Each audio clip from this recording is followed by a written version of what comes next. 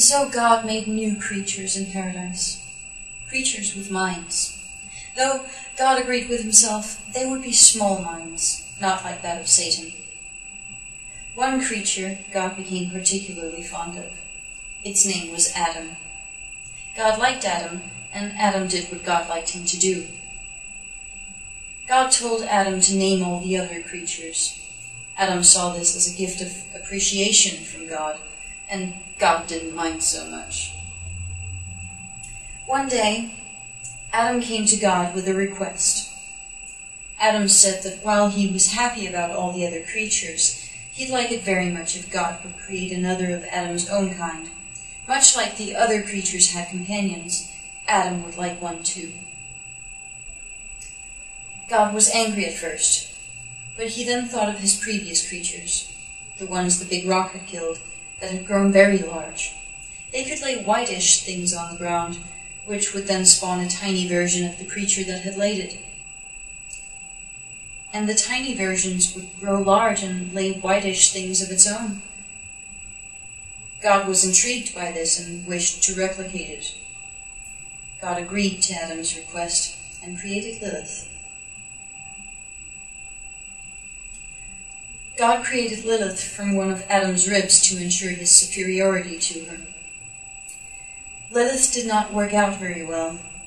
She would not do as Adam liked her to do, or even as God liked her to do. She reminded God of Satan, and God became angry. God sent Lilith to the same plane of existence he had sent Satan to. But God had liked his plan of Adam reproducing, so he made one more attempt. God took another of Adam's ribs and made another woman. God called this one Eve. And Eve worked as she was supposed to. Eve liked Adam, and Adam liked Eve. Finally, God decided that paradise was good. Not realizing, of course, that he had failed to tell Adam of his plan, and having forgotten to give the humans the urge to try it out, the plan was unsuccessful. God then made the concepts of right and wrong, and he conditioned them thus. Right was anything declared, ordered, or supported by God. Wrong was everything else. He saw that Adam was good at living right, and he decided to test him.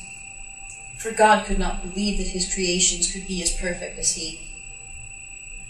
God planted a tree in the Garden of Paradise, on which there grew a fruit. This fruit was something else, though. For some reason, God chose this moment to be a gambler. So in the fruit was the knowledge of good and evil, instincts and emotions.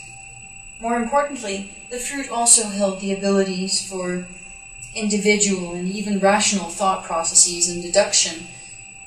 In hindsight, you might say that God should have been more careful with the contents of this fruit. But this is God, not some other God.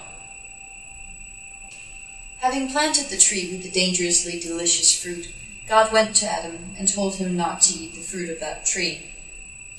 God figured Eve would not need telling, as she generally didn't do much. She disliked upsetting her creator and her superior, a trait she would not pass on to her descendants.